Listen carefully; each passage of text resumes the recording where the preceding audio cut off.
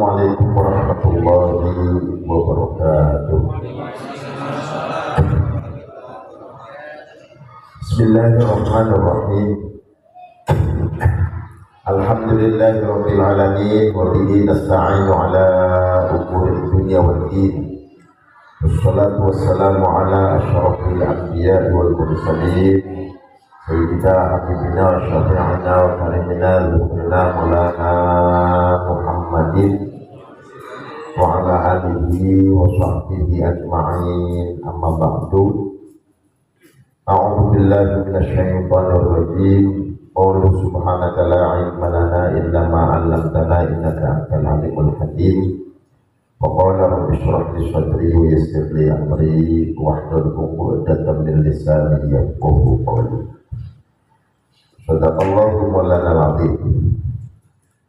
Hadirin jamaah rahimakumullah, alhamdulillahirabbil alamin. Bersyukur kepada Allah Subhanahu wa taala, malam ini kita dipertemukan kembali dalam keadaan sehat walafiat setelah beberapa hari kita tidak mengikuti kajian di Masjid Nurul Huda ini karena ada kegiatan perjalanan ibadah haji. Insyaallah kita akan lanjutkan kajian kita dan tentunya mengawali tahun 1447 Hijriah ini kita balik kembali kepada apa yang telah disabdakan oleh Rasulullah SAW di dalam sebuah hadis yang diriwayatkan oleh Sayyidatina Aisyah radhiyallahu anha. Rasulullah SAW menyatakan, nah ini ketika Sayyidatina Aisyah bertanya tentang hijrah kepada Rasulullah, kata Nabi, la hijrata ba'da fathi walakin jihadun wa niyatun.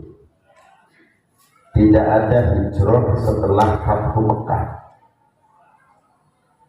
Jadi kalau ada orang yang mengajak-ajak untuk hijrah, Nabi mengatakan la hijrata ba'da fathi. Tidak ada hijrah setelah Fathu Mekah. Bahwa di tahun 8 Hijriah Rasulullah SAW mendapatkan kemenangan besar, yakni menaklukkan kembali kota Mekah yang telah ditinggalkan selama cukup lama.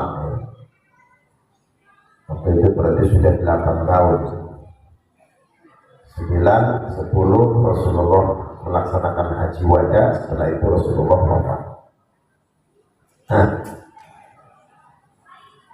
makna hadis ini tentunya adalah hijrah yang dimaksudkan bukan berarti hijrah.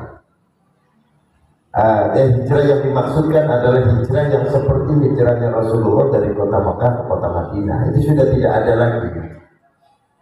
Karena ketika sudah takluknya kota Makkah, itu berarti semua sahabat-sahabat Nabi, baik yang berada di Madinah maupun yang masih berada di Makkah, itu tetap disebut orang yang telah beriman kepada Allah.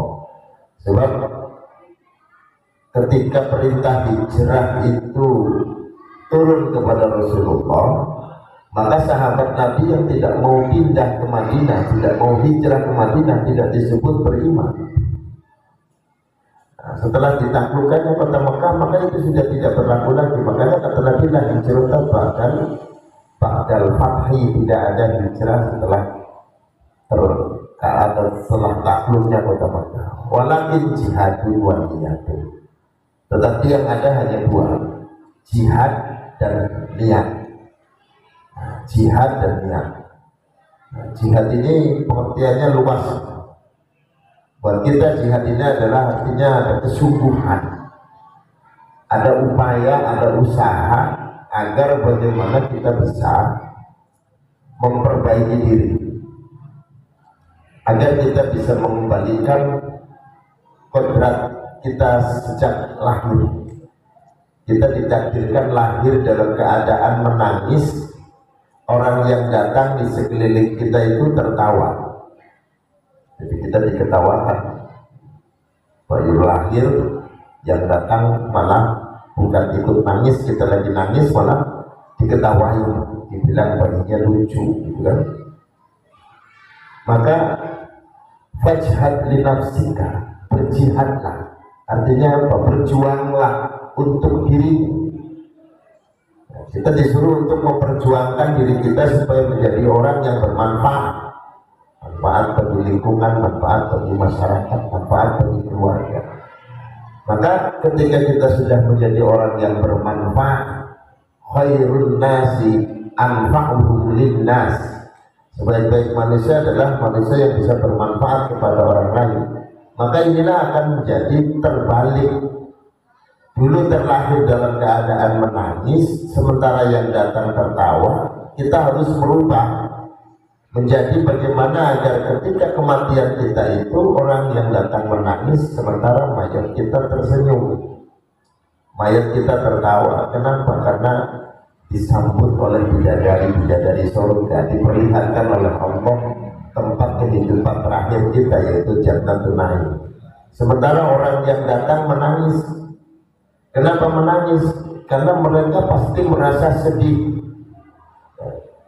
mereka pasti merasakan iba, mereka pasti merasa kehilangan, ya, sehingga berlinang air mata. Nah, inilah perjuangan jihad yang mesti harus kita upayakan.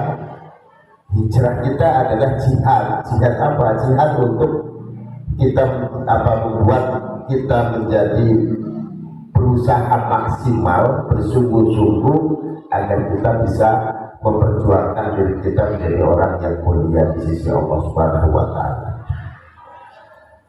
Yang kedua adalah niat. Niat itu artinya tajdidun niat, memperbaharui niat. Kenapa niat itu harus selalu diperbaharui? Karena niat itu adanya di dalam hati. Dalam sebuah pepatah Arab mengatakan la yusammal insan illa bilisyanihi wa la yusammal qulbu illa litaqallubi. Tidak disebut manusia illa linisyani, kecuali karena manusia itu gampang lupa. Disebut manusia itu gampang karena lupa. Ya, kalau nggak pernah lupa, oh berarti bukan manusia. Manusia itu gampang lupa. Ya. Rasulullah Shallallahu Alaihi Wasallam sendiri pernah lupa rakaat sholat. Tapi lupa yang dialami oleh Rasulullah ini adalah merupakan pelajaran buat kita, ya, bahwa perilaku Rasulullah itu adalah ukuran syariat. Ya. Satu saat, bagaimana kisah Biliadain, Rasulullah sholat 2 rakaat, salam, padahal sholatnya yang mestinya harus dilakukan 4 rakaat, atau dilakukan 2 rakaat. Begitu Rasulullah berpindah tempat, kemudian ditanya oleh Biliadain, wahai Rasulullah, apakah engkau mengkosor sholatnya atau telah dirubah? Kata Nabi, dua-duanya bukan.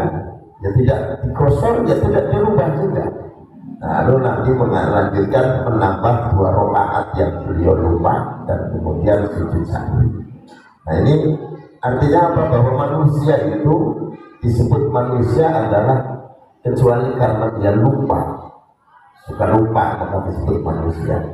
Wala yusabbal qalbu illa litaqallubi, dan tidak disebut hati kecuali karena hati itu selalu berubah.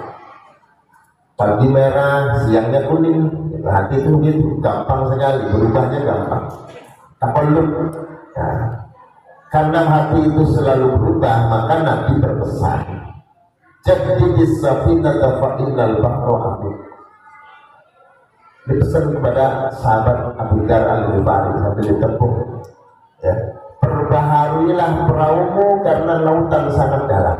Ini perintah Nabi yang artinya adalah kita disuruh untuk tajdid dunia, memperbaharui niat, ya, karena hati itu selalu berubah-ubah, ya, sehingga bagaimana agar kita bisa menjadi orang yang istiqomah, maka tentunya harus terus hatinya diperbaharui niatnya. Ketika melenceng, luruskan lagi, melenceng, luruskan lagi. Caranya adalah dengan memperbaharuinya. Baik jemaah sekalian, mari kita awali pengajian malam hari ini dengan terlebih dahulu membaca surah Al-Fatihah. Tawassulan li hadratin Nabi Mustafa Rasulullah sallallahu alaihi wasallam wa ala alihi wa sahbihi wa dzurriyyatihi li ajma'in wa hadrati jami'i awliyaillah aina makanu min masyariqil ardi wa maghribiha barriha bahriha biladiha jibaliha khususan Sayyidi Syamsul Qadir al-Jilani radhiyallahu anhu Kemana khususan khosatan hadratil mu'allif hadal kitab Sayyidina al-Malibari Qaddasallahu sirruhul aziz wa nafa'ana wa bihi fadlul kitab amin. Syai'ulillahi lahumul Fatihah.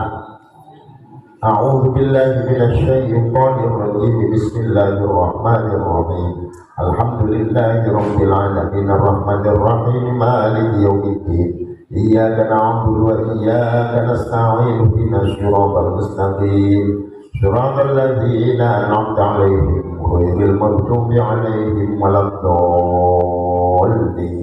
Amin. Ini masih membahas tentang sholat musafir. Sholatul musafir, sholatnya orang yang bepergian jauh. Qala al-mu'allif rahimahullah ta'ala wa syurita li qasrin liyatu qasrin fi taharrumin.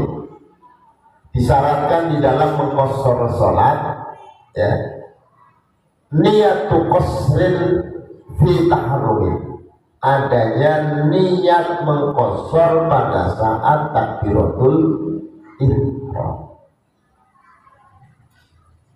Jamaah sekalian, kadang-kadang ketika kita berjamaah pada saat perjalanan jauh dipimpin oleh seorang imam, nah, kemudian imamnya tidak mengumumkan bahwa sholatnya itu dikosor, langsung takbiratul ihram aja Allahu Akbar. Sehingga ketika tidak tahu imamnya mengkosor sholat, makmumnya tidak niat mengkosor, langsung arba'a raka'atin. Bagaimana kalau terjadi seperti itu? Ya kalau makmumnya tidak niat mengkosor, sekalipun imamnya salam di rakaat yang kedua, makmum wajib menyempurnakan 4 rakaat. Kenapa? Karena kalau mengkosor itu syaratnya harus niat mengkosor pada saat takbiratul ihram. Ataupun sholat sendiri, kalau pada saat takbir tidak niat mengkosor, maka berarti sholatnya mesti dilakukan 4 rakaat. Jadi ini ketika perjalanan jauh ini kan kita ada rukhsah namanya, keringanan untuk mengkosor sholat ya. Mengkosor itu artinya meringkas sholat yang harusnya 4 rakaat diringkas menjadi 2. Ini boleh dilakukan ketika syaratnya dipenuhi. Salah satunya adalah niat mengkosor. Sholi fardhu dhuhri gitu ya. Kalau dijamak dengan asar, majmu'an ilal asri, jamak takdim, jamak takdimin, qasron atau maksurotan. Boleh maksurotan, boleh qasron lillahi ta'ala, atau makmuman lillahi ta'ala pada jadi makmum. Nah itu baru nanti sholatnya 2 rakaat. Tapi kalau tidak niat mengkosor ya harus sholatnya sempurna, harus 4 rakaat. Nah kemarin itu ada jamaah yang sholat di masjid di Mina. Nah, ternyata di Mina itu di sana masjidnya itu melaksanakan sholat duhur tanpa jamak tapi dikosor. Ya, jadi duhurnya yang harusnya 4 rakaat 2 rakaat dan tidak dijamak. Nah, karena mengikuti kaul yang memakai kaul yang dianjurkan sholat itu hanya dikosor saja. Ya, bagaimana di mazhab Hambali itu sholatnya hanya dikosor tapi tidak dijamak. Kalau imamnya mengkosor makmumnya tidak niat mengkosor, maka berarti makmum mesti menyempurnakan sholatnya 4 rakaat sekalipun imamnya mengkosor sholat. Yang kedua, wa'adamu ketidain walau lahmetan bimutimkin walau musafiran.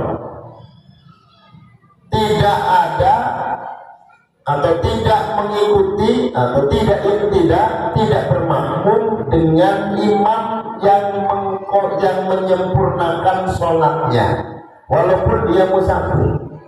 Jadi kita mau bermakmum nih ya, dengan seorang imam yang imamnya menyempurnakan sholatnya menjadi 4 rakaat, maka kita nggak boleh niat mengkosor, nggak boleh. Kenapa? Karena kita sedang bermakmum dengan imam yang menyempurnakan rakaatnya 4.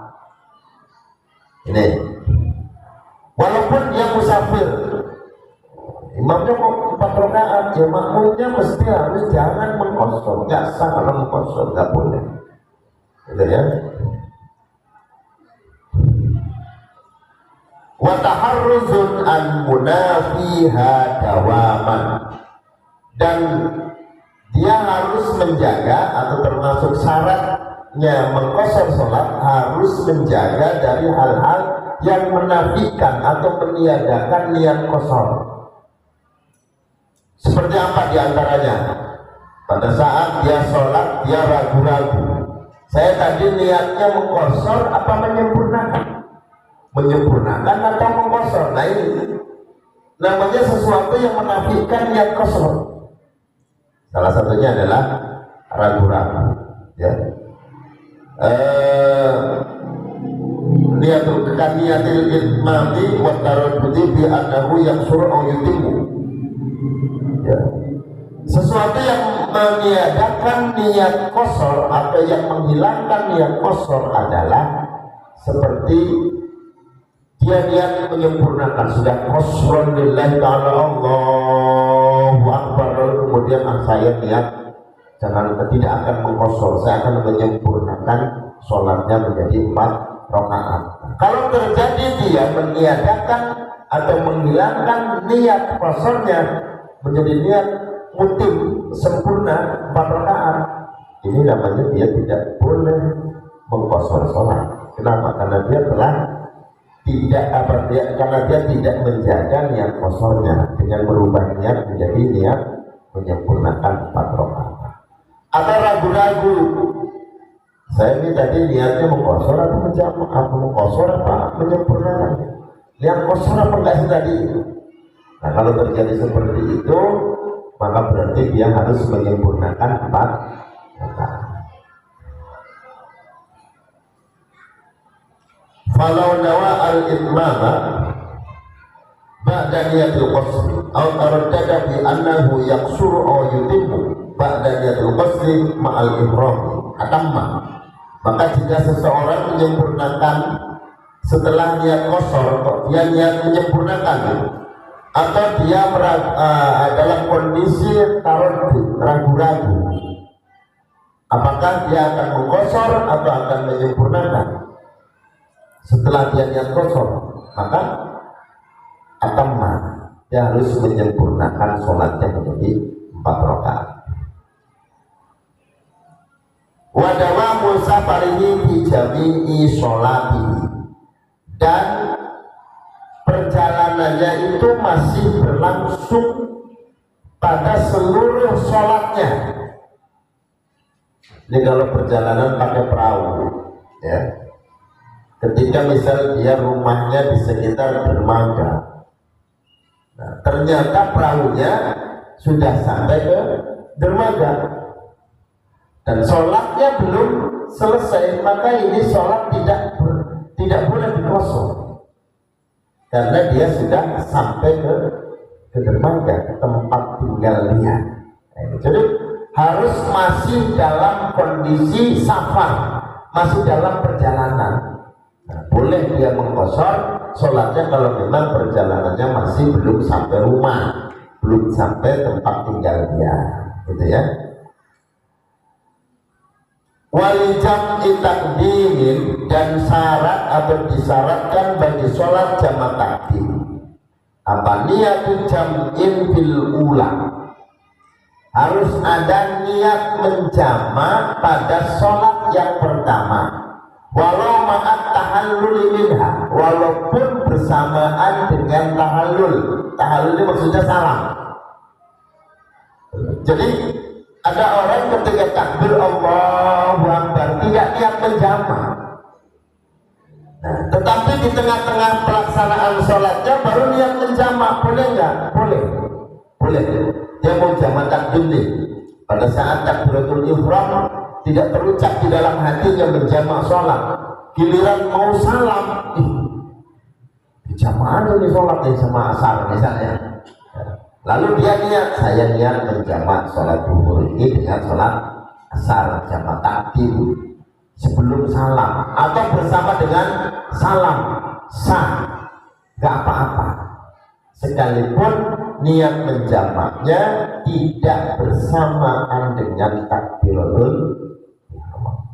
Jadi boleh gimana? Jadi kadang-kadang kita sholat di tengah-tengah sholat, kenapa nggak dijamak sekalian gitu? Kan perjalanannya jauh, melewati 86 km. Kenapa nggak dijamak sekalian? Nah, di tengah-tengah sholat baru keingetan. Nah, keingetan bahwa dia mau menjamak sholatnya. Bolehkah menjamak sholat niatnya di tengah-tengah pelaksanaan sholatnya? Boleh. Sholat yang pertama loh Pak, bukan sholat yang kedua. Sholat yang pertama. Ya. Sekalipun niat itu dijatuhkan bersamaan dengan salam. Assalamualaikum warahmatullahi wabarakatuh. Niat saya niat menjamak sholat dulu, saya niat asar jamak takdim, itu boleh nggak apa-apa. Wa tartibun, yang kedua harus tartib. Tartib itu maksudnya adalah sholat yang pertama mesti didahulukan. Misalnya duhur dengan asar, maka duhur dulu baru asar. Ini kalau jamak takdim ya, duhur dulu baru asar. Wawila'un urfan, dan harus berturut-turut ya, berturut-turut secara umum. Secara umum di sini ukurannya berapa? Ukurannya jedanya itu tidak boleh lebih dari kira-kira melaksanakan 2 rakaat sholat. Saya kemarin itu di di Mina menjamak sholat maghrib sama isya, sudah niat jamak, begitu salam dari sholat maghrib langsung baca takbir karena masih hari tasyrik Pak. Nah, begitu jamaah ingetin kalau sholatnya dijamak, terus saya bangun untuk sholat isya. Bagaimana? Nah, ukurannya kan tadi, ukuran jedanya itu kira-kira ya, secara uruf, secara umum adalah jeda yang waktunya cukup untuk melaksanakan 2 rakaat sholat. Nah, kalau belum sampai itu berarti masih boleh untuk menjamak takdim. Jadi syaratnya jamak takdim itu pertama harus niat menjamak di sholat yang pertama ya, sekalipun niatnya bersama dengan uluk salam ya. Yang kedua harus dilakukan secara tertib, berarti kalau menjamak sholat maghrib dengan isya maka dimulai dari maghrib dulu baru isya. Yang kedua harus berturut-turut, begitu salam dari sholat yang pertama itu langsung bangun untuk sholat yang kedua, jangan ada jeda terlalu lama. Fala yadurru faslun yasirun bi angkana duna qadri rak'atain, maka tidak apa-apa adanya pemisah yang pendek ya. Ukurannya di angkana duna qadri rak'atain, misalnya ukuran pendek itu adalah kurang dari waktu yang untuk melaksanakan sholat 2 rakaat. Kurang dari itu disebut pendek ya. Oleh takhirin, dan syarat bagi jamak takhir, Pertama, niyatu jam'in fi waqtil ula. Niyatu jam'in fi waqtil ula. Disyaratkan harus niat menjamak sholat di waktu yang pertama. Nah, kemarin itu ketika dari Arafah ke Musdalifah, ya, Arafah ke Musdalifah itu sunnahnya adalah melakukan sholatnya dengan jamak takhir. Maka begitu masuk waktu maghrib, jamaah yang akan menjamak takhir sholat maghribnya dengan isya itu dipandu untuk niat, ya, niat menjamak sholat maghrib dengan sholat isya jamak takhir. Nawaitu an ajma'a sholat al-maghribi ilal isya'i jam'at takhirin. Jadi saya niat menjamak sholat maghrib dengan sholat isya jamak takhir. Ini harus dilakukan, Pak. Kita mau pergi ke Semarang, berangkatnya jam 11. Kemungkinan sampai Semarang itu lewat asar, bisa jadi maghrib. Nah, berarti kan belum melaksanakan sholat duhur, sudah kadung kita ada di perjalanan. Bagaimana kalau akan menjamak sholat duhurnya dengan asar? Maka begitu masuk waktu duhur, penuhi syaratnya. Syarat menjamak takhir. Apa syarat menjamak takhir? Niat menjamak sholat duhur dengan asar. Saya niat menjamak sholat duhur dengan sholat asar jamak takhir. Gitu aja. Dan ini harus. Kalau sampai kita masuk waktu yang pertama hati kita tidak niat menjamak, maka berarti waktu yang pertama itu tidak bisa dijamak dengan waktu yang kedua, kodok. Nah, kalau kodok itu dosa, Pak. Kalau menjamak nggak dosa, tapi kalau mengkodok, ya wajib kita lakukan, tapi tetap kita kena hukuman dosa meninggalkan sholat itu loh, Pak. Karena keringanan kita yang Allah berikan kepada kita yang jadi musafir itu menjamak, bukan meninggalkan, tapi menjamak sholatnya. Kalau selagi syaratnya bisa kita penuhi, maka lakukanlah sholat dengan menjamak. Nah, kalau jamaknya takhir, maka di waktu yang pertama kita disyaratkan wajib niat.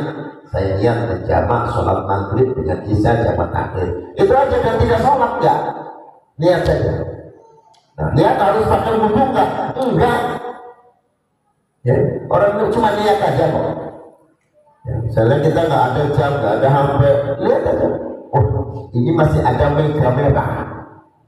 Selagi masih ada mega merah kan, kalau kita naik kendaraan pesawat ya, naik kereta, bisa kita lihat, oh masih ada mega. Berarti masih ada waktu maghrib. Nah, jadi niat saja. Saya niat menjamak sholat maghrib dengan isya jamak takhir. Gak usah sholat.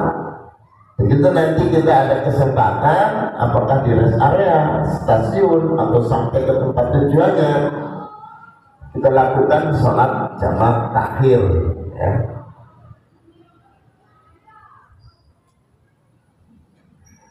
Ma baqiya qadru rak'atin, ukuran boleh kita jatuh di niat, ya. Boleh kita melafalkan niat di dalam hati sampai kapan?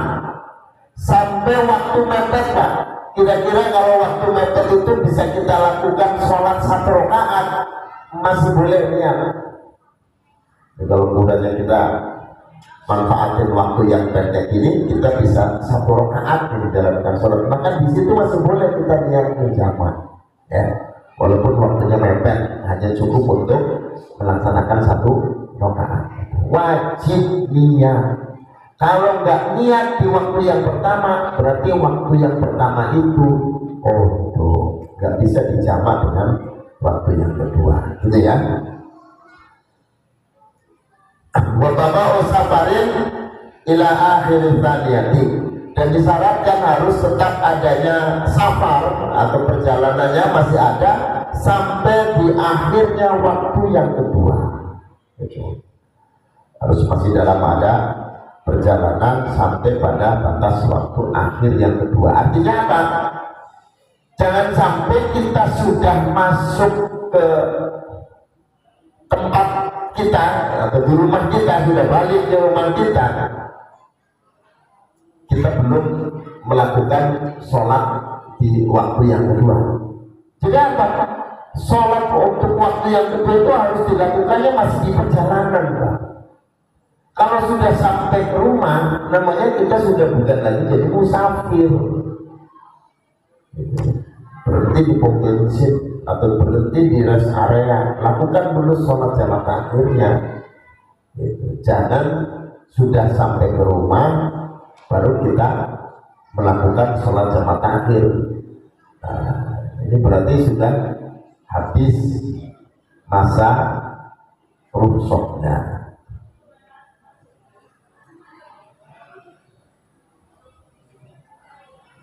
Far'un yajuzu al-jam'u bil maradi taqdiman wa ta'khiran 'alal muhtari. Boleh menjamak sholat dengan sebab sakit menurut kaul muhtar, baik itu jamak takdim maupun jamak akhir. Kaul muhtar yang dimaksudkan di sini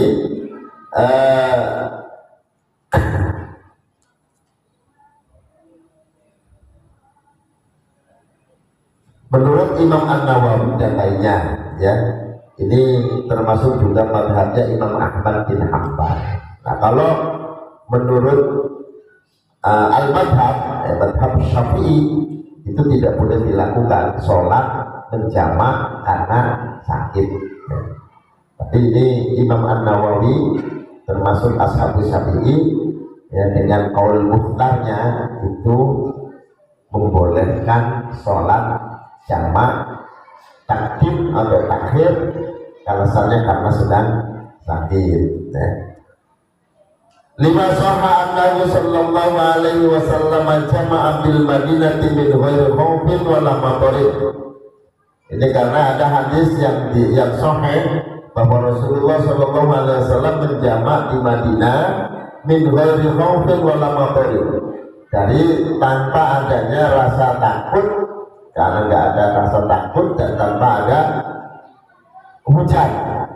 Sebab nanti ada pembahasan boleh kita menjamak sholat karena hujan. Ya. Jadi sholat zuhur hujan deras, sementara rumahnya jauh dari masjid, ya udah zuhurnya langsung dijamak dengan asar, kemudian dia pulang, tidak balik lagi, dan itu sudah boleh dilakukan karena hujan. Tapi ternyata Rasulullah SAW di Madinah itu pernah melakukan sholat tidak karena hujan, tapi menjamak sholatnya, dan juga tidak karena adanya khauf atau rasa takut.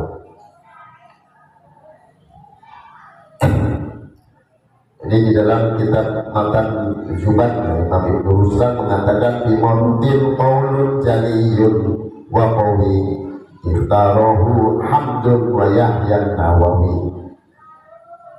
Di dalam kondisi sakit ada kaul yang jelas atau ada pendapat yang jelas dan kuat yang telah dipilih oleh Imam Ahmad bin Hanbal, Imam Hambali, dan Imam Yahya An-Nawawi, Syaraf Yahya An-Nawawi, Imam An-Nawawi. Jadi kalau ada orang sakit kemudian dia menjamak sholatnya, boleh nggak? Menurut pendapat Imam An-Nawawi boleh, atau menurut pendapat Imam Ahmad bin Hanbal boleh dilakukan.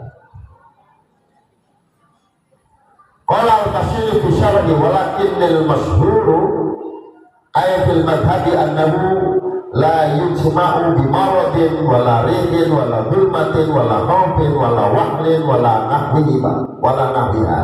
Tetapi dalam qaul yang masyhur, ya, artinya menurut pandangan ulama madhab bahwa tidak ada ketentuan untuk menjamak sholat karena sakit, nggak ada.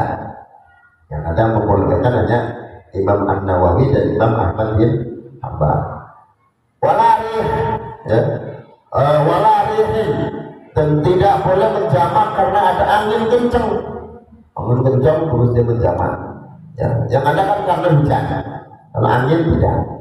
Walaupun mati dan karena gelap, tidak ada alasan untuk berjamaah hanya karena kondisi mati lampu, gitu. Gelap mati lampu, oh, sholatnya dijamaah aja lah karena gelap mati lampu, itu tidak ada. Walaupun dan tidak karena rasa takut. Aduh, ini kalau saya tidak jamaah sholat saya pulangnya nanti ada genderuwo misalnya, ada wewe misalnya. Nah ini karena takut nggak boleh juga, ya. Walau dan tidak karena becek, jalanannya, waduh, kalau nggak dijamak saya pulangnya belepotan misalnya karena jalanannya becek, itu nggak ada alasan, ya. Walau nabiha li'annahu lam yakul, dan karena tidak ada keterangan yang dinukil atau keterangan yang diambil dari pendapatnya para ulama-ulama mutaqaddimin, termasuk juga dari Rasulullah sallallahu alaihi wasallam. Wal khabari mawaqiti, karena ada hadis tentang waktu. Fala yuwalibu illa bisyarihin, dan tidak ada satu hal yang kontradiksi kecuali apabila ada penjelasan. Nah, makanya pendapat ini disebut qaul mukhtar. Qaul mukhtar itu artinya pendapat yang dipilih oleh imam tertentu. Kebetulan di sini imamnya Imam An-Nawawi, dan termasuk diantaranya juga Imam Ahmad bin Hanbal. Baik.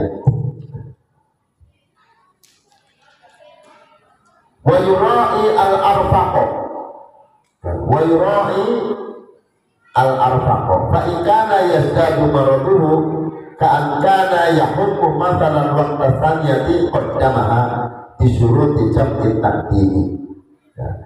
Dan harus menjaga kondisi sakitnya bagaimana, itu harus harus dijaga. Artinya itu maksudnya misalnya dia demam tinggi di waktu yang pertama sudah ada kondisi yang dia merasakan sakit. Nah, dengan alasan menggigil misalnya, dengan alasan itu maka dia boleh menjamak sholatnya dengan waktu yang kedua, misalnya zuhur dengan asar, gitu. Fa'idana yazdadu maraduhu, misalnya kondisinya bertambah sakitnya, seperti panas, ya, demam umpamanya. Pada waktu yang kedua, maka berarti dia harus melakukannya jamak takdim. Nah ini kalau diterusin panasnya terusin, tidak berhenti, ya sudah, dia lakukan jamak takdim dengan syarat-syaratnya jamak takdim. Awaktal ula akhoroha binyatil jam'i fi waktil ula, atau kondisi di mana dia ada akan mengakhirkan, ya, waktu sholatnya pada waktu yang kedua, ya. Karena memang untuk waktu yang pertama kondisinya tidak memungkinkan dia melakukan sholat karena sakitnya parah, lalu kemudian dia akan melaksanakannya di waktu yang kedua, maka tentunya harus dia memenuhi syaratnya jamak takhir. Apa syaratnya jamak takhir? Dia niat di waktu yang pertama. Jadi kondisi demam, wah ini saya nggak bisa nih kalau sholat sekarang, saya mau lakukan sholatnya jamak takhir. Oh berarti nanti di waktu yang pertama dia niat, saya niat menjamak sholat zuhur dengan asar jamak takhir, seperti itu.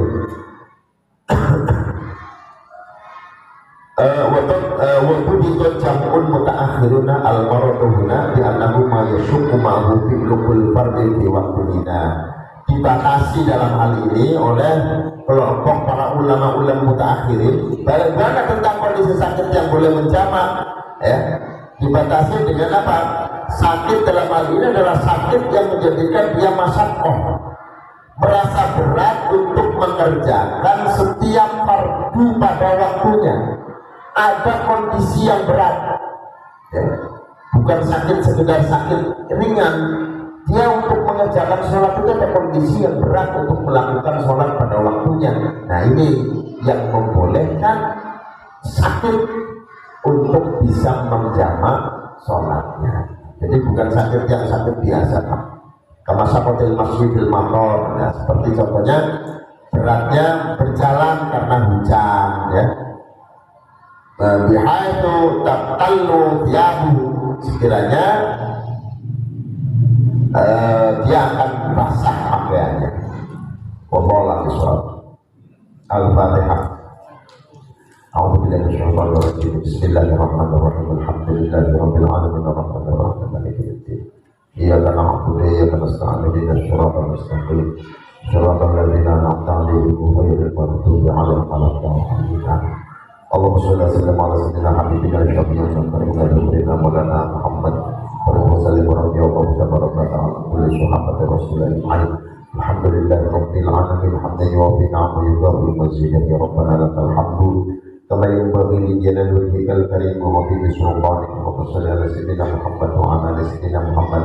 Allahumma ighfir lana dhunubana wa walidina wa rahmna kama rabbana shighara wa la ta'ala dhanban illa ghafarna wa la hamdan illa farajta wa la dayna illa qadayta wa la maridan illa shafaita wa la hajatan min hawaijid dunya wal akhirah illa qadaytaha wa yassartaha fa yassir umurana wa shrah sudurana wa nawwir qulubana wa khtim bis solihati a'malana. Allahumma yassir lana ziyaratal haramain, Allahumma yassir lana ziyaratal haramain hajan wa